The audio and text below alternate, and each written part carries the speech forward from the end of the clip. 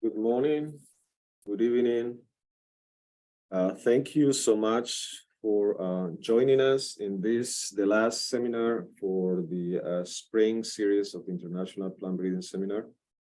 And we have the pleasure today to have Dr. Robert Henry from the University of Queensland. Dr. Henry got his bachelor degree from the University of Queensland, got his master degrees from Macquarie University and his PhD from La Trobe University. He's currently a professor of innovation in agriculture. He has been the director of the Queensland Alliance for Agriculture and Food Innovation. And before that, he was the director of the Center for Plant Conservation Genetics at Southern Cross University, as well as a research director of the Grain Cooperative Research Center and research program leader in the Queensland Agricultural Biotechnology Center. Professor Henry, specialty research areas is in the study of agricultural crops using molecular tools, and he's particularly interested in Australia species and plants of economic and social importance, and has led the way in research into genome sequencing to capture novel variability for diversifying the food crops and delivering improved food products. Robert, it's a pleasure to have you with us. I'm going to stop sharing and give you the floor. Thank you so much. Thank you.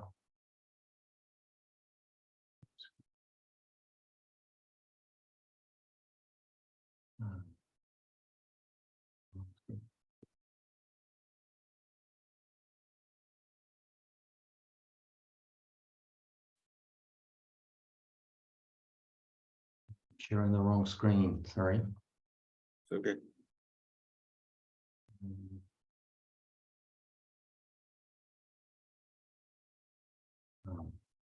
Is that the right screen now? We don't see your screen, Robert. See the screen now.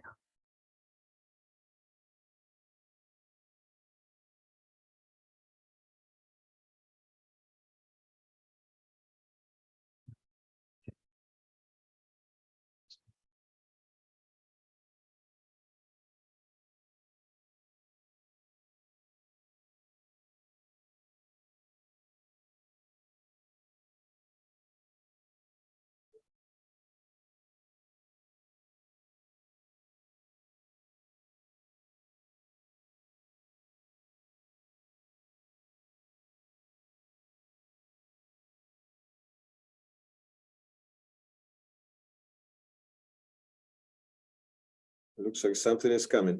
Yep. Put in presentation mode. We must be there.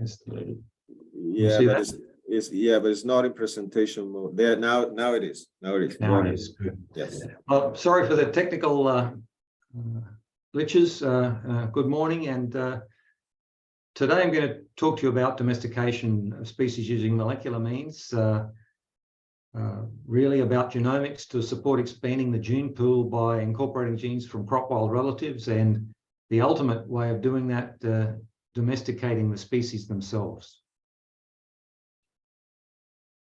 So the topics I'll cover today briefly talk about the origins of our current agricultural crop species, why we need to diversify our crops and have new crops, the tools that are available to do this, and then some of the examples of applications of genomics to analysis of the available diversity and the application of gene editing to domesticating new species. We start by thinking about the origins of agriculture and how we domesticated plants in the first place. Barley, here's a wild barley, Hordeum spontaneum, which we believe was probably the first plant domesticated. In this case, we've learned a lot by using molecular techniques about the origin of this and the spread of barley, and how in some cases barley has escaped into the wild and be re-domesticated. So there's a lot to learn by studying, using molecular tools, the origin and course of history of domestication of species. We're taking this much further by looking back in time, and here in Australia, looking at the 60 or 70,000 years of human food production here, trying to understand how food was produced and to what extent that represents agriculture or some other form of food production. And this is an area that's captured the popular imagination and the popular literature. Jared Diamond, of course, wrote books about where and how agriculture began from his perspectives at the global level. And here in Australia, The Dark Emu, a recent book, has become a bestseller because of people's interest in understanding where our food has come from. More recently, we hosted here the Harlan Symposium, commemorating Jack Harlan's pioneering efforts in this area at Davis. And these forums allow us to look at the diversity of plant genetic resources, how we're able to analyze those and capture that diversity usefully for agriculture. One of the key drivers, in addition to the growth of human populations, for looking for new and improved crops is the impact of climate change. And here in Australia, this shows our numbers in terms of the clear trend to fairly rapidly increasing temperatures, which are having a big impact on agriculture and pushing us as plant breeders to make substantial changes. The responses of agriculture to climate change I see as three main options. One is we can adapt. We can breed plants that perform well in the new environments that we find ourselves in. The second option we're seeing a lot of is we can actually move agriculture. We can move it to new regions, and that's also happening very quickly. And the third, more interventionist option is to actually physically intervene and bring the plants indoor and control the environment or protect the crop. And the example of adaptation, I think, may be well understood, but the implications of moving agriculture are depicted here. The arrows you will see is how the climate has moved just in a 15-year period. And so the area here of summer dominant rainfall is moving south very quickly, changing the crops that can be grown in specific areas. We see this in the Northern Hemisphere with the movement of crops from the US up into Canada, happening at quite a rapid rate. Now, this is not just a matter of moving our varieties, because we know as we move to follow the temperature, for example, we will move into areas that have different substrates, different soils. So we do need to breed to allow us to keep up with this moving of our agricultural zones. And if we move to the more radical solutions, this is happening on a larger scale for high value food products. We have a completely different situation. We're now breeding for an optimized environment defined by humans rather than breeding for this highly variable external environment. So there are many implications of the different ways we might adapt to climate change for plant breeders to deal with. And I see the future of agriculture necessarily addressing the needs of consumers of agricultural products.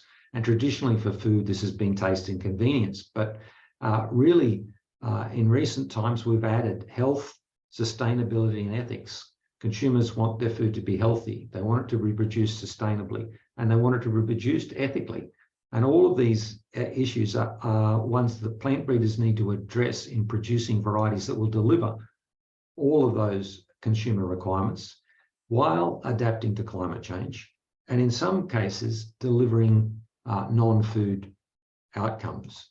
And that's, of course, the emerging need for us to breed plants to replace fossil carbon, to play a role in mitigating climate change in agriculture. And this, of course, demands breeding of potentially quite new crops. I've argued that many of the crops we've tried to use for this purpose were originally domesticated for food, and they may not be the right choices if we're looking for plants for energy or other biomaterial production. We think about the sources of plant diversity that we have available, and we look, and I've done quite a number of surveys through all of the angiosperm families. We can see that humans have found a way of using plants from very many of the groups of plants that we find in a phylogenetic analysis. But there are many more that really haven't been used, and with modern techniques, we really need to consider utilizing to cope with the challenges that we now face. The plant depicted there is Cissus antarctica, a relative of grape. We thought that this was a distant relative and it's been placed in the genus Cissus, but our molecular analysis show it's much closer to Vitis vinifera being the domesticated grape, suggesting that this is a much more important source of novel genetics for grapes than we might have thought based on the taxonomy.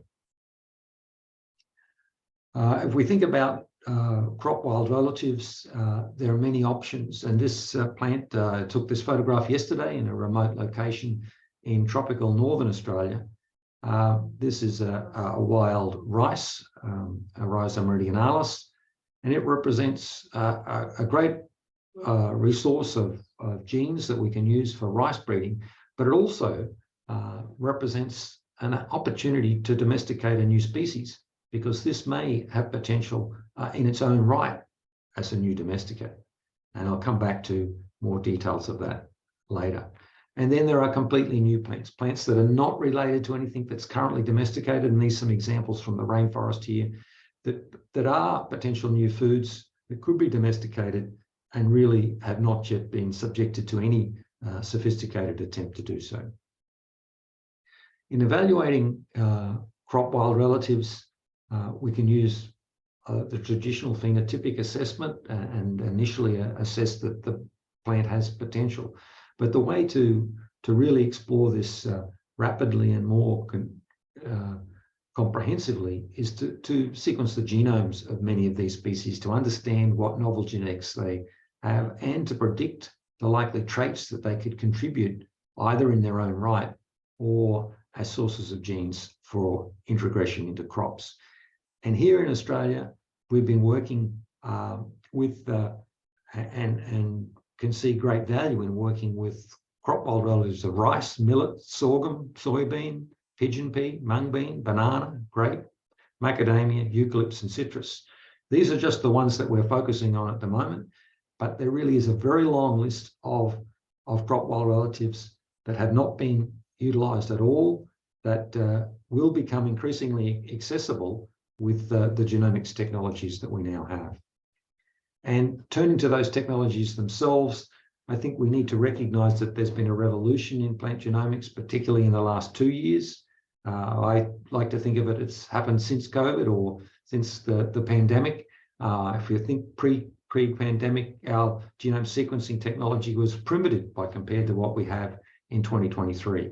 And we're going through this year further iterations of improvements in sequencing technology and in our ability to manipulate plant genomes by gene editing.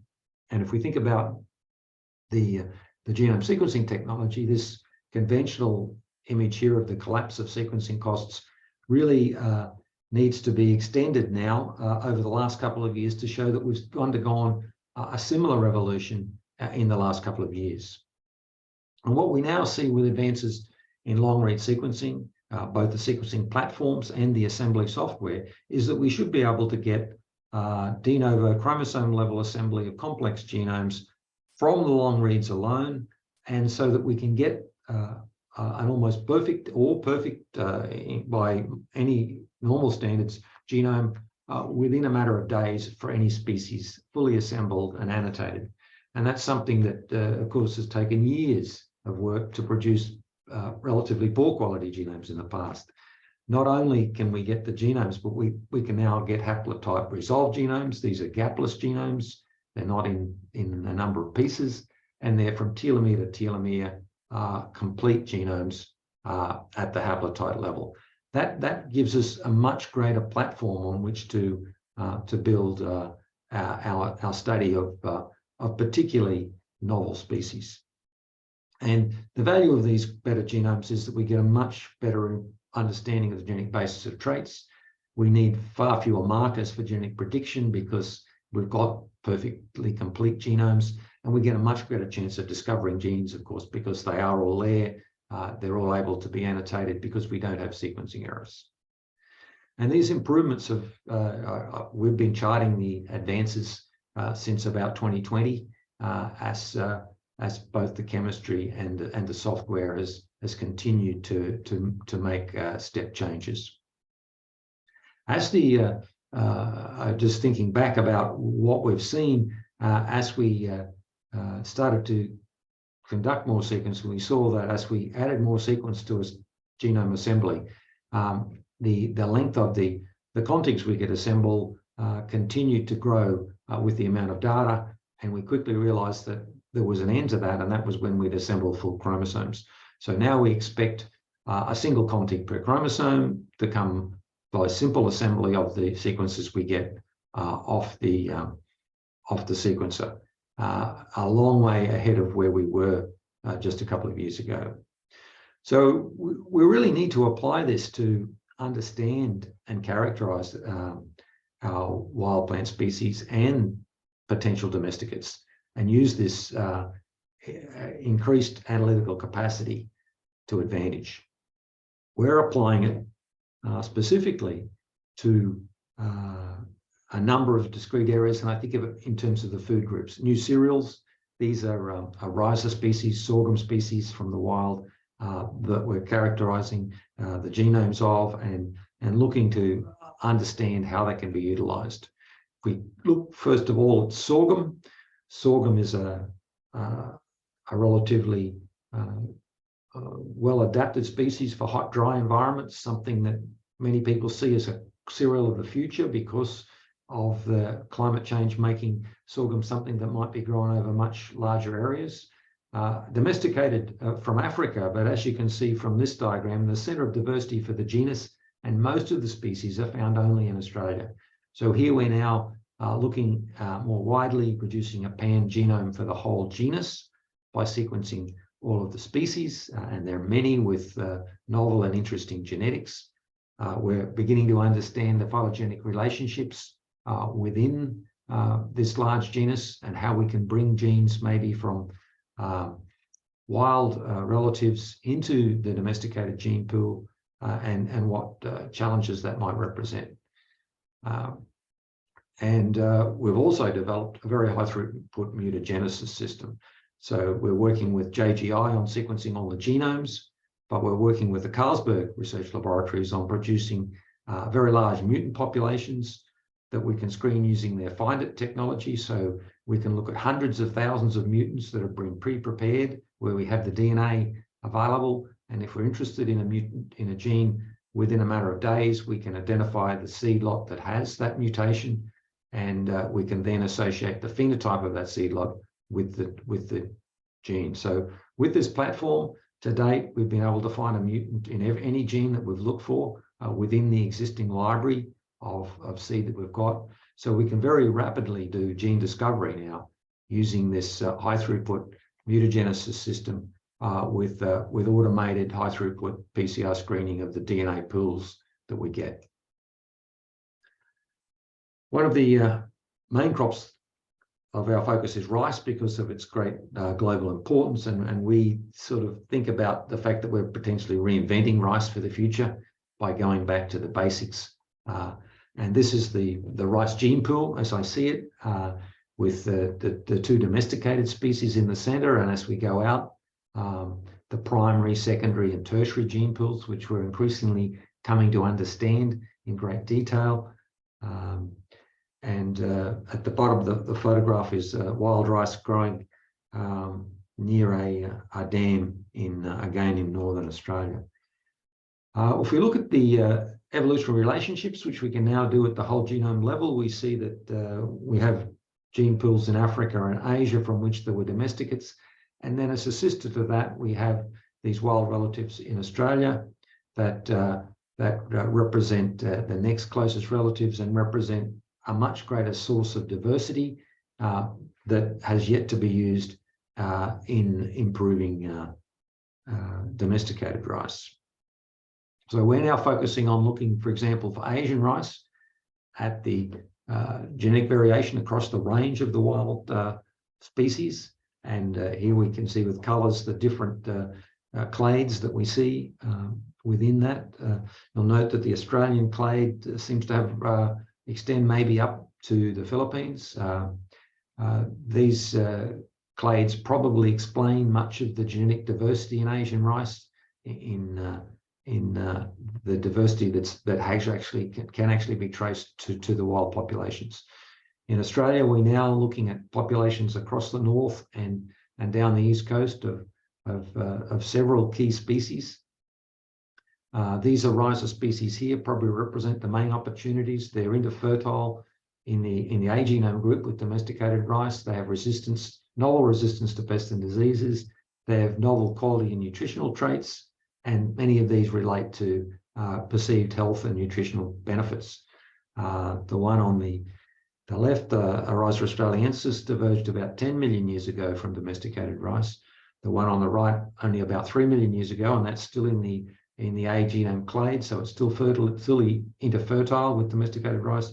The one in the middle is what we call Australian roofy pogon. We now recognise it as a distinct taxa. It's a sister to the Asian populations that were actually domesticated. So it represents a more extreme source of genetic variation for Asian rice.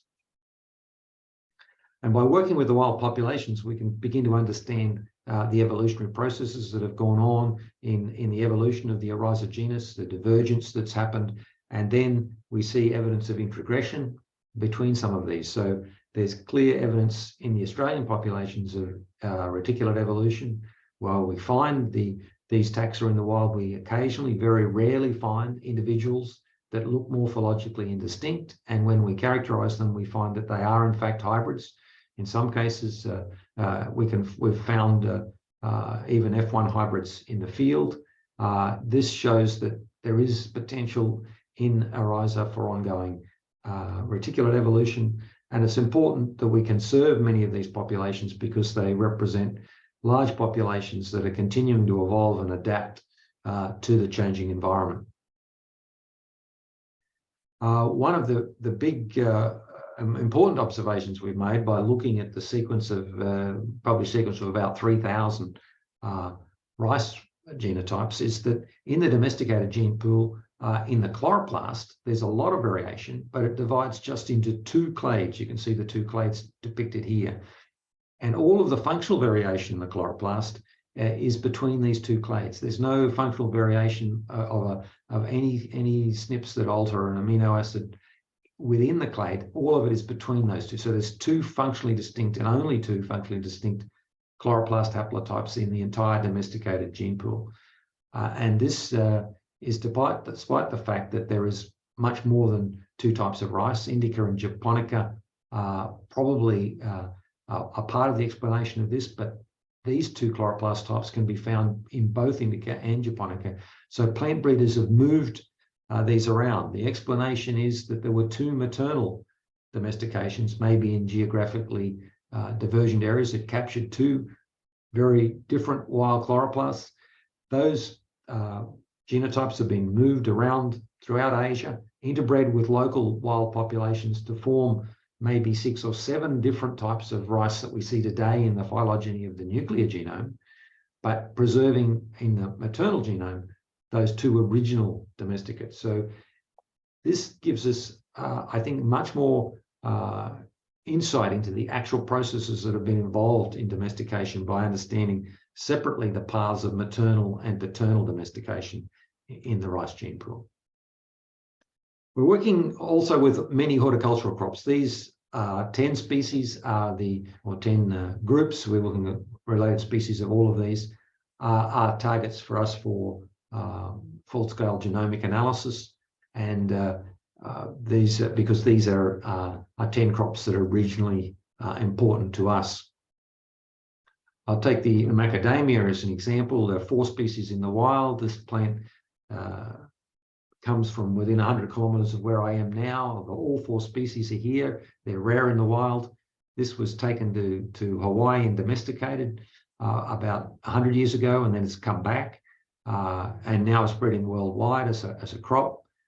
We've done a lot of genomics here, compared all the species. We've resequenced every known variety, more than 400 varieties, which gives us now the sequence of all the alleles and all of the germplasm. And that's the basis we need for our breeding programs, to be based on complete whole genome analysis of everything that we breed with. And here we can present to the breeder the relationships between the 4 species. We can see the level of genome duplication here. About 20 or 30% of the genes are duplicated from an ancient whole genome duplication that's happened in this lineage, but it's happened prior to the divergence of the 4 species. And so this provides a completely new platform, and we're looking at reinventing macadamias by going back to the wild and bringing in 1 or 2 of the species that weren't domesticated previously.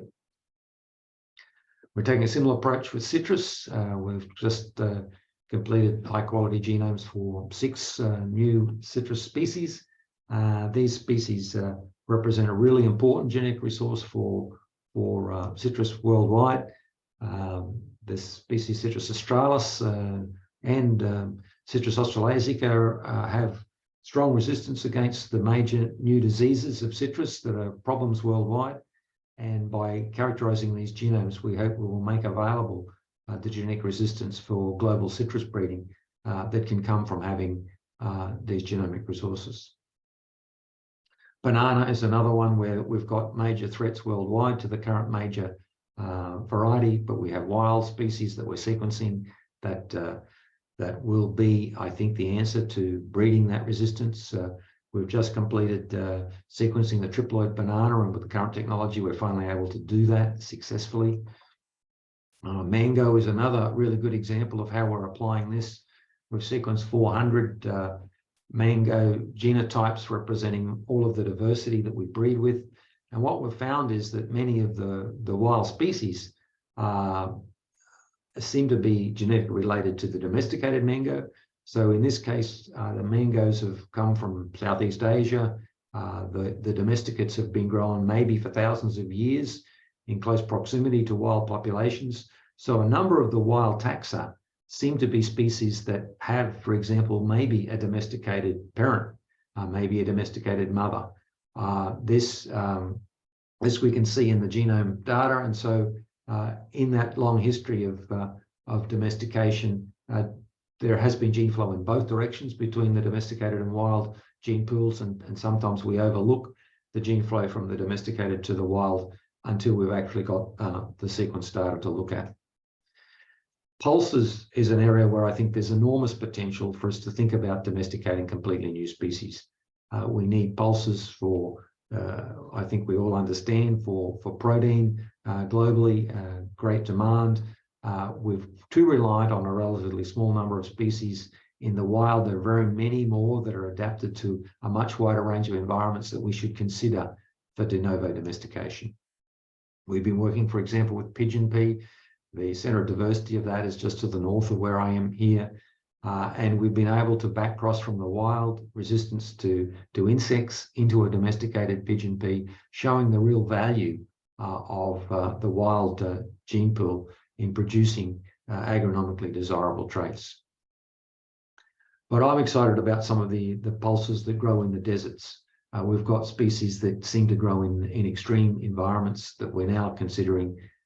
This one's growing in very low rainfall areas and very successfully. So we've got many more legume options that I think need to be considered, many more outside the range of species currently under study.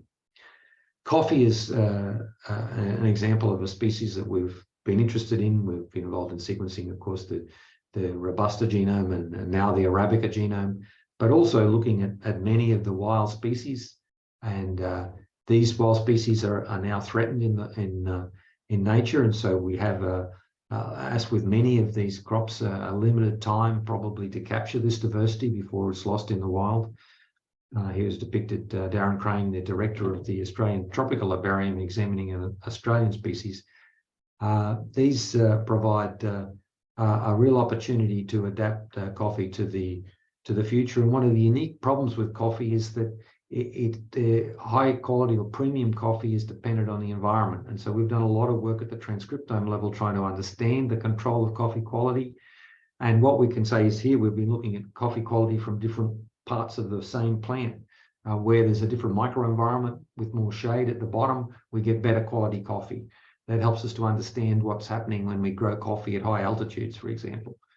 And we really do need to take all of this knowledge to breed coffees that will cope with the climates of the future, because we are losing those production areas, the climates in those production areas that have been responsible for the premium quality coffee in the past. We need to reinvent coffee that can be produced in the available environments at the quality levels that consumers are looking for.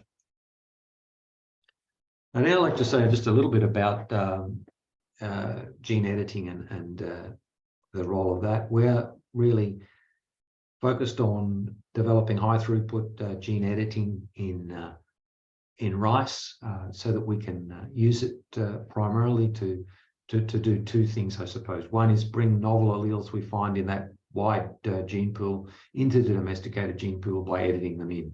The other is to take some of the really divergent species that seem to have desirable agronomic characteristics and domesticate them by editing the domestication genes in those species and making them suitable for production.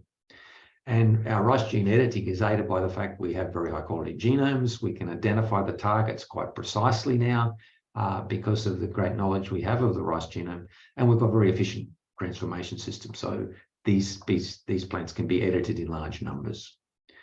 And the wild rices have really novel, desirable characters. I think I've already mentioned the starch characteristics or the nutritional characteristics of rice that we believe we can transfer to make rice a healthier food product for human populations. Another trait of great interest is grain size. The 1E is a domesticated rice. We can see in the wild rice we've got much bigger seeds, and so we can, and these are fairly simple genetically, we can bring these genes into domesticated rice and get bigger grains, which are attractive, but also potentially pushing yields higher. And these rices come from the location that's depicted there in a very specific location. So what we're doing is characterizing the domestication genes in wild relatives, and by understanding those, we can see how we can edit those in the same way that we selected at those loci when we domesticated the current domesticates. And what we're hoping to do with that is look at the evolution of the networks associated with control of domestication. So we're going to look at the transcriptome level of what happens when we edit these genes. How have we changed the plant's performance? And we're doing this particularly in our rice editing system and in our sorghum mutant system. So we're heading down the path to domesticate a small number of targets to demonstrate the potential of this technology. We're looking at a local millet that seems to have a lot of desirable agronomic characteristics, but also greater environmental adaptations. And I've already mentioned Oryza meridionalis. This is an upright plant that seems to be high yielding, large grains, attractive eating characteristics. Excuse me, but shatters and has long horns, both things that we can change by gene editing. So I'd then just like to further,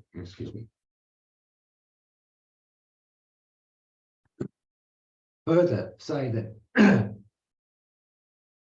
we've got the potential to breed crops using this technology for new purposes. And back in 2010, I wrote this book on how we balance the use of genetic resources for food production with energy. It's the food versus fuel debate, I suppose. We can't avoid the fact we need plants to replace fossil carbon. It is our only renewable source of carbon, really. But we have to work out how to do that in a sustainable way without impacting on food production. And this requires substantial genetic innovation and, I believe, domestication or re-domestication of many of our species.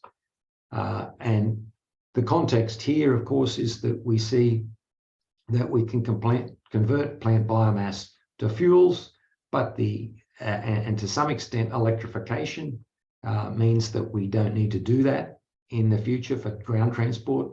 I've got my car photograph in the corner there that no longer needs a liquid fuel. I think that's what's going to happen with ground transport.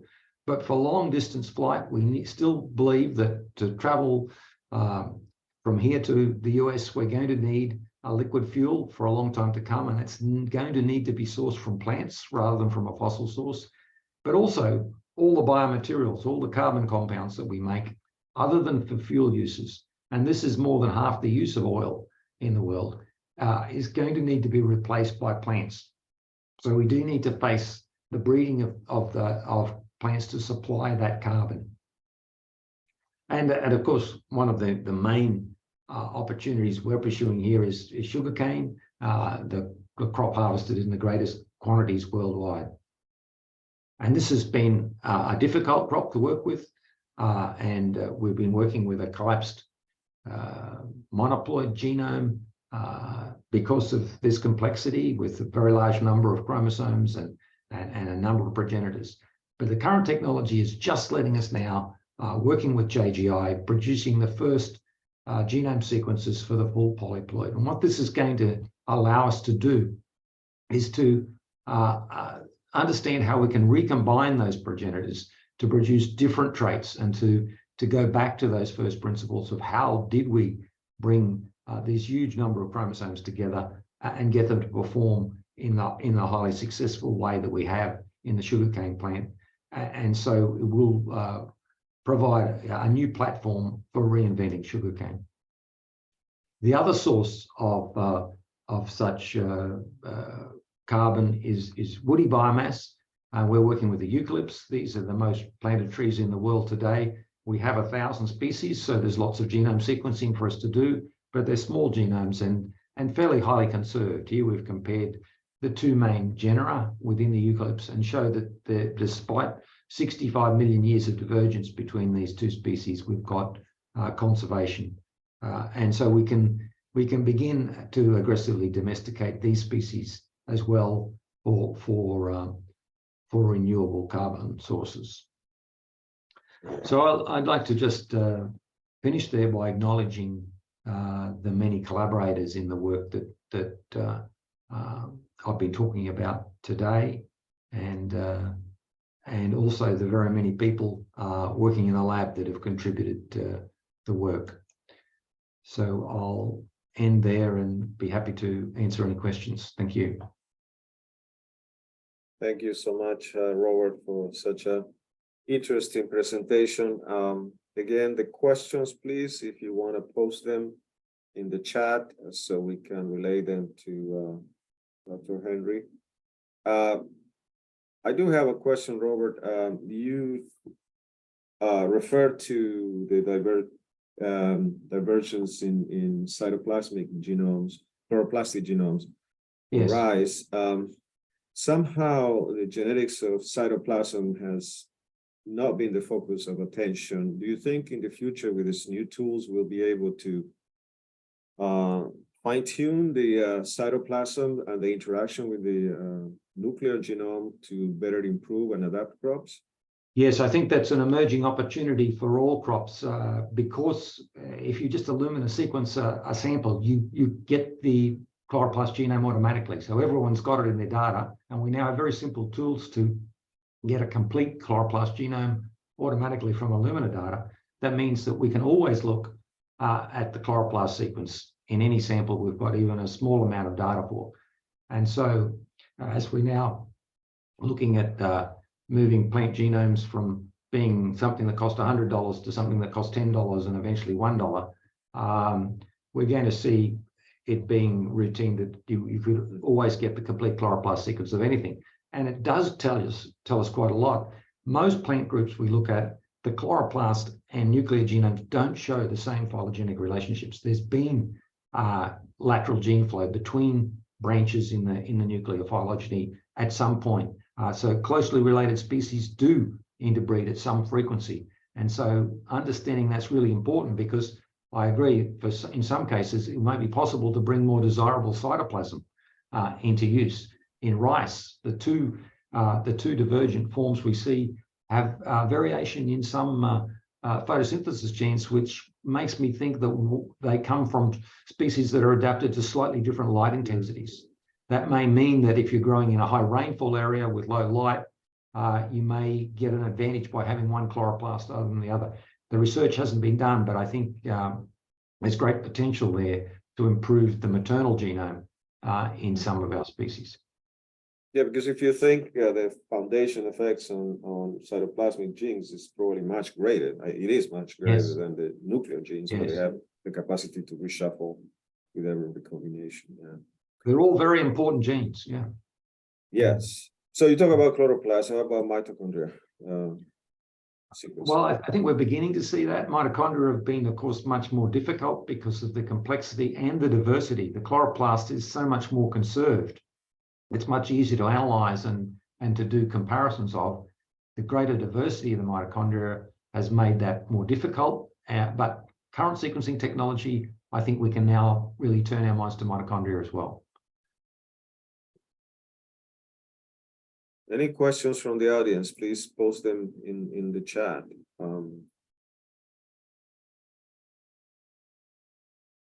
Looking at the all the collaborators that you have and the support institutions, who and you mentioned UC Davis as one collaborator. Who else do you collaborate here in the US?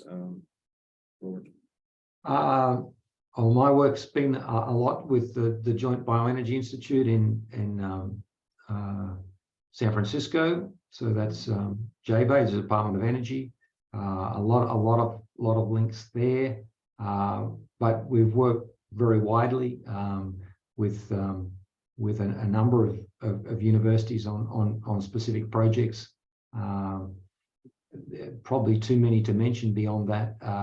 But very strong links around bioenergy crops with the DOE. I suppose we've worked on sugarcane with most people that have worked on sugarcane in the US, but not that there's very many of them. We worked with sorghum on a few. Worked on rice with, of course, with groups like Rod Wings when he was Arizona based.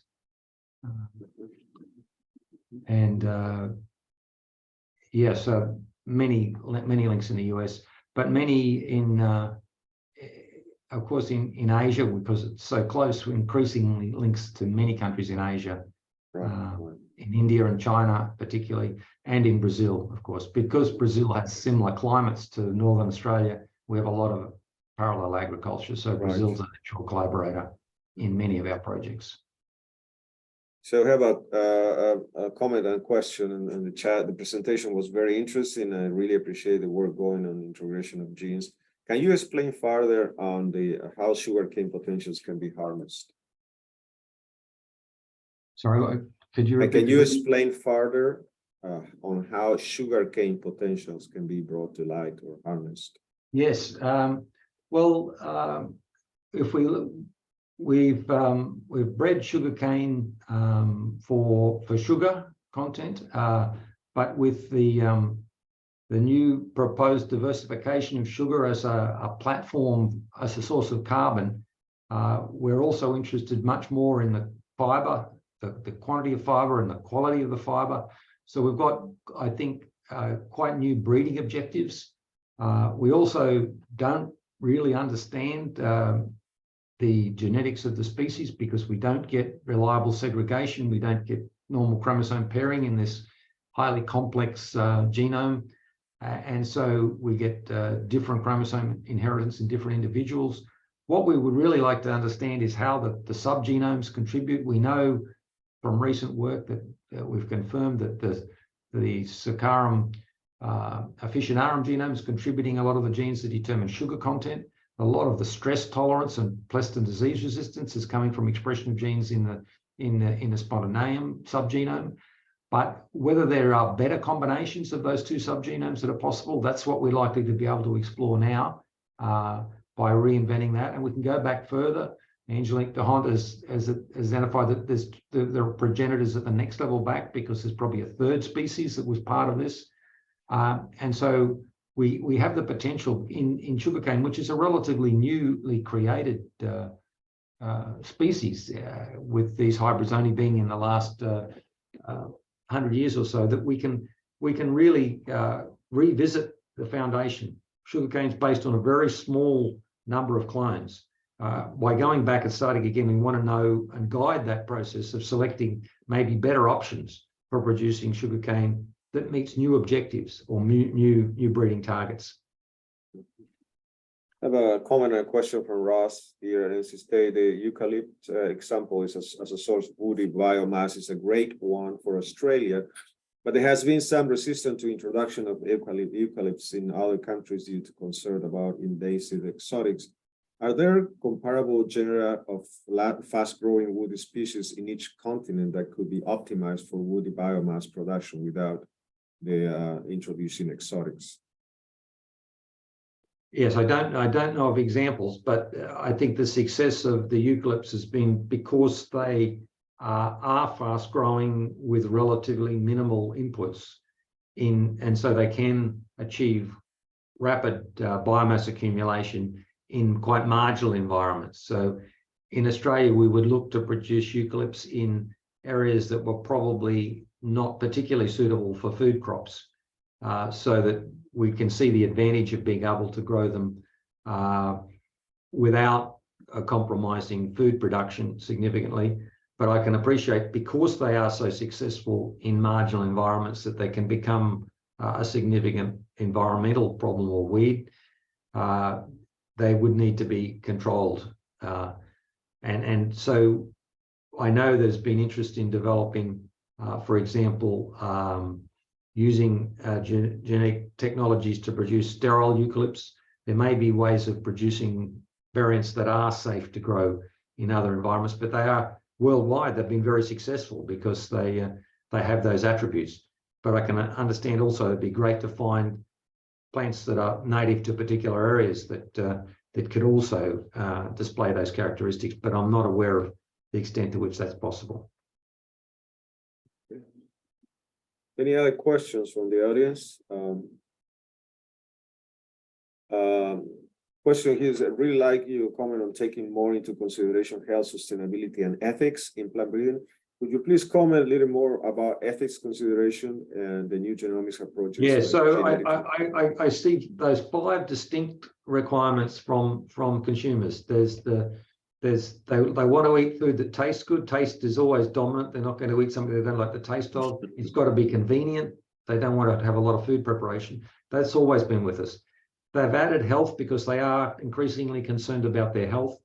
But then sustainability, and that's the environmental footprint of the food. They'd like to eat food that hasn't harmed the environment. But ethics is partly, sustainability can be thought of as ethical, but ethics is really worried about using child labor or slave labor or some other unethical trading, so things that go beyond sustainability and health. And they are distinct. I think the best example probably is coffee, where people are now labeling coffee on the basis of it being produced in a sustainable way with the ethical treatment of the people that have been involved in its production. And I think consumers, there are significant numbers of consumers that will take all of those factors into account in their choices. And I think as plant breeders, we need to respond to that and try and deliver things that will allow the consumer to exercise those sorts of choices. Well, we have a few minutes for any other questions. Are you doing any collaboration with Africa, Robert, in some of these projects? I work with our colleague Peterson at the Kenyan Genetic Resources Centre. I've done a little bit of work with Africa Rice in Benin, particularly on their crosses between African and Asian rices and molecular support for that. And we've done work in collaboration with the sugar industry in South Africa as well. They're the main connections. In North Africa, I've worked with students in Ethiopia and Morocco mainly on barley. That's food uses of barley in those countries. So I've had PhD students based in North Africa where barley is a significant food. Good. And we talked before the seminar about yams, probably. Yes. Well, there's a growing interest here because of the indigenous interest. And sorghum, of course, is our big connection. The institute that I've led here, our biggest programs are in sorghum, funded by the Gates Foundation. So we've been breeding sorghum for sub-Saharan Africa for many years across about 8 countries in a major program. And we have an additional program there now that's looking at developing up a mixus in sorghum so that the farmers can retain the heterosis in the seed without having to buy hybrid seed each year. That innovation, of course, is going to change plant breeding globally if that can be introduced into many species. And the program here with Gates is targeting delivering that for Africa in cowpea and in sorghum as a first large-scale application of that technology. Okay, well,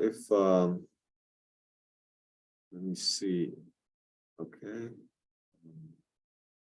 Thank you again, Robert, for your, there you go. Thank you so much for your presentation, Robert. I really appreciate you taking the time, particularly with this difference that we have in time. It's very greatly appreciated. I think the other example we have was a person from Nagoya University, a colleague presenting, which was a similar time difference, and it's not easy, okay? And it's really appreciated. So thank you so much for the presentation. And let's hope we can work together on yams and other things. Yes, let's stay in contact for sure. For the people attending and for the people that's going to listen to this seminar, thank you so much for your participation in this series. This is the last seminar of this series. We hope to see you again in the fall. Most probably our first seminar will be on September 28th, and we'll reach back to you earlier on with the roster of speakers, okay? Thank you so much. You guys have a great summer, a great season here in the Northern Hemisphere. And for you, Robert, have a mild winter and much success in what you do, okay? Thank you, sir. Thank you. All right. Bye-bye. Thanks.